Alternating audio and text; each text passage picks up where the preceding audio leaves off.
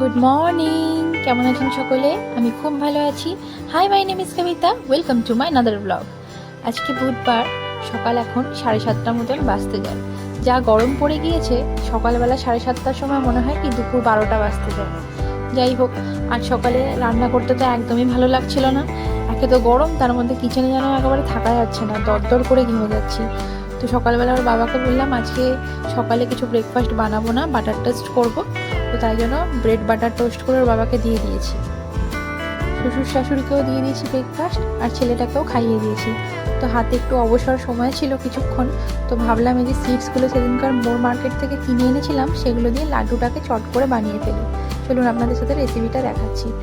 কড়াইটা ওভেনে বসিয়ে সামান্য গরম করে নিয়েছি, মিডল ফ্লেমে রাখতে হবে একেবারে। এই যে কী কী সিড নিয়েছি আমি আপনাদেরকে বলে দিচ্ছি। সূর্যমুখী ফুলের বীজ, সেটা হচ্ছে সানফ্লাওয়ার সিড, আর শিয়া সিড, যেটাকে আমরা ফেস মাস্ক হিসেবেও ব্যবহার করি, গুগল করেও দেখতে পারেন। আর দিয়েছি পাম্পকিন সিড, যেটা হচ্ছে কুমড়োর বীজ।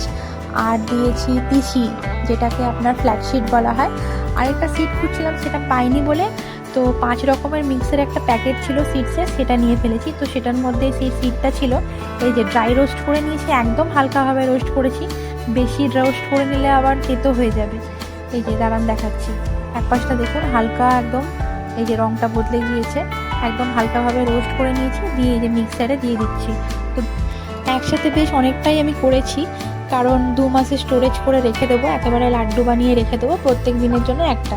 তো এটার উপকারিতা আছে অনেক, আপনারাও ট্রাই করে দেখতে পারেন স্কিনের জন্য, হেয়ারের জন্য। আমার যেহেতু বেসিক্যালি হেয়ার ফলটা হচ্ছিল কিছুদিন ধরে, তো আমি এটা 1 সপ্তাহ খেলাম, জানেন এত ভালো কাজ করেছে না, মানে 70% হেয়ার ফল কমে যাবে। তো আপনারাও বাড়িতে ট্রাই করে দেখতে পারেন যারা হেয়ার ফলের সমস্যায় ভুগছেন। হেয়ারের সমস্যা ছাড়াও বিভিন্ন রকমের সমস্যা, যেমন স্কিনের প্রবলেম, পেটের প্রবলেম, এটা এত ভালো কাজ করে না। আমি জাস্ট 1 সপ্তাহ জিনিসটাকে ইউজ করে এত ভালো ফল পেয়েছি। তো এমনি আপনারা যদি না খেতে পারেন তাহলে গুড় দিয়ে করে রাখবেন লাড্ডুটা। তো আমি গুড় দিয়েই করে নিচ্ছি। গুড়টাকে প্রথমে গরম করে নিচ্ছি একটু, এই যে গলিয়ে নিয়েছি, সামান্য একটু জল দিয়ে গলিয়েছিলাম, দিয়ে যে গামলার মধ্যে গুড়টাকে দিয়ে দিচ্ছি। তো গরম অবস্থাতেই আমি এই যে হাতা দিয়ে একটু নাড়িয়ে নেব, নাহলে গুড়টা আবার শক্ত হয়ে গেলে আবার সেই একেবারে লাড্ডু পাকানো যাবে না। ভীষণ গরম জানেন, তাই আমি একটু হাতা দিয়ে আগে নাড়িয়ে নিই, তারপরে আস্তে আস্তে হালকা ঠান্ডা হলে তারপরে হাতে গোল গোল করে লাড্ডু পাকাবো। এই যে অনেকটা ঠান্ডা হয়ে গিয়েছে, আর মিশিয়েও ফেলেছি খুব ভালোভাবে। একটু একটু করে হাতের মধ্যে নিয়ে এরকমভাবে খুব ভালোভাবে মিশিয়ে নেবেন। এই যে লাড্ডুটাকে এরকমভাবে তৈরি করছি আমি অবশ্য 2 মাসের জন্য করে রেখেছি। তো আপনারা যার যেমন ইচ্ছে মতন 1 মাস 2 মাস করে রাখতে পারেন, তবে খারাপ হওয়ার কোনো সম্ভাবনা নেই। এই যে আবার অনেকে এটাও করতে পারে যে এরকমভাবে গুঁড়ো করে নিয়ে সকালে খালি পেটে গরম জল দিয়ে 1 চামচ খেয়ে নিতে পারেন, এত ভালো উপকার দেয় না। এই যে আমি লাড্ডুটা করে ফেলেছি, 60টা মতন হয়েছে, পাক্কা 2 মাসের জন্য হয়েছে। চলুন ছেলেটাকে বাইরে গিয়ে দেখি কি করছে। পাশের বাড়ির বাচ্চাগুলো, এগুলো জানেন, ওর যত সমস্ত বড় বড় বাচ্চাদের সাথে খেলাধুলা, ক্রিকেট খেলবে, দেখুন এই দেখুন, ক্রিকেটে বড় ওর একেবারে আগ্রহ, জানেন ক্রিকেট খেলতে দেখলেই ছুটে ছুটে দৌড়ে পালায়, আবার বল করবে, ব্যাট করতেও ইচ্ছুক নয়, বল করবে। কি জানি বাবা বড় হয়ে বোলার হবে নাকি মাঝে মাঝে ভাবি। আর বল দেখলেই যেন একেবারে কেমন করে ওঠে, ক্রিকেট খেলতেই হবে তার সাথে, আর সে বল করবে, দেখুন ছাড়তেই চায় না কিছুতে বল। দেখুন কেমন বল করছে, দেখুন দিয়ে আবার হাততালি দেবে বল করে নিয়ে, দেখুন। তো এই বাচ্চাগুলোও বেশ মজা পেয়ে গেছে ওর সাথে। প্রত্যেক দিন ওরা সকাল বিকাল এরকম করে চলে আসে। ওর বাবার একটা ছোটোবেলাকার ব্যাট আছে, আর আমার ভাসুরের ছেলেরও একটা ব্যাট আছে ছোটোবেলাকার, সেটা দিয়ে দিয়েছি ওদেরকে, সেটা দিয়েই খেলছে। এত গরম না, সকাল এখন 9টা মতন বাজতে যায়, বাইরেটায় রোদ দেখুন, যেন মনে হচ্ছে দুপুর 12টা বাজে। আর এত বাজে না এই গরমটা, ঘাম দেয় না জানেন, একদম সেই শুষ্ক ধরনের একটা গরম, এই গরমটা যেন আরও বাজে লাগে।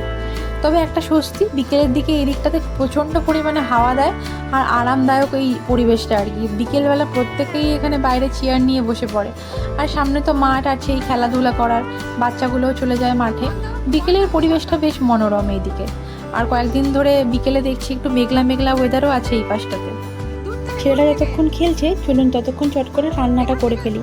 আজকে ওর বাবা বাজার থেকে গিয়ে সকালে একটু পোনা মাছ নিয়ে এসেছিলো, তো আজকে ভাবছি দুপুরে পোনা মাছের ভাপা আর একটু গরম গরম ভাত, ব্যাস জমে যাবে একেবারে। তো মাছটাকে আমি ধুয়ে নুন হলুদ মাখিয়ে একটু ভেজে নেব। আমি আবার যে কোনো মাছের ভাপা বলুন একটু না ভেজে খেতে পারি না, আমার কেমন জানি না কাঁচা কাঁচা লাগে। আর দেখে একটু পোস্ত, সাদা সর্ষে আর কাঁচা লঙ্কা একটু মিক্সিতে বেটে নিয়ে একটু টিফিনের মধ্যে দিয়ে ব্যাস পোনা মাছের ভাপা আমার রেডি। ছেলেটাকে নিয়ে বেরিয়েছিলাম সন্ধ্যাবেলা মাঠেতে, বদমাশি করছে।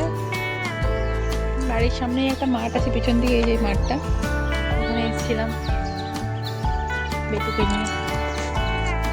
দেখাচ্ছি ছেলেটাকে, বেটু এই যে দৌড়ি। মাঠে কেউ নেই অবশ্য, বিকেলের দিকে বাচ্চাগুলো খেলাধুলা করে, ওকে একটু নিয়ে এসেছিলাম মাঠে, বসে বসে খেলাধুলা করছিল। এখন 6:30 মতন বাজতে যায়, অন্ধকার হয়ে এসছে, বাড়ির দিকে এগোচ্ছি। এত সুন্দর হাওয়া দিচ্ছে না, এই পাশটা এত সুন্দর হাওয়া দেয় বিকেলের দিকে, খুব ভালো লাগে।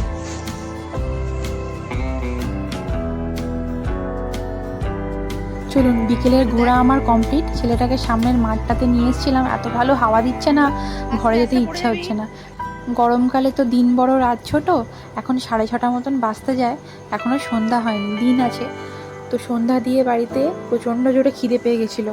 অনেকদিন ধরে ভাবছি মুড়ি মাখা খাবো, কিন্তু খাওয়া আর হয়ে উঠছে না।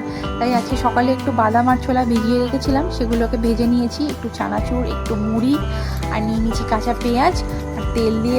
দারুণ জমে গেছে সন্ধ্যার খাবারটা। তবে এখানে আশেপাশে লোকেরা জানেন তো মুড়ি খায় না। আমি যাকেই জিজ্ঞেস করি না কেন, বেশিরভাগ মানুষ এখানে সাউথ ইন্ডিয়ান, তো কাউকেই জিজ্ঞেস করি না কেন বলে কি মুড়ি খায় না। আমি না কেন জানি না এই জিনিসটাকে মেনে নিতে পারি না, জানেন কেন আমার সমস্যা হয়ে গিয়ে। জানে মুড়ি আবার কেউ খায় না বলুন? প্রত্যেকের বাড়ি এক ডাব্বা করে মুড়ি রাখা থাকে। ছোটো থেকেই মুড়ি চানাচুর, মুড়ি চপ এগুলো খেয়ে বড় হয়েছি, মুড়ি ঘুগনি খেয়ে বড় হয়েছি। আমার শুনলে না ভারী অবাক লাগে যে এরা কেউ মুড়ি খায় না।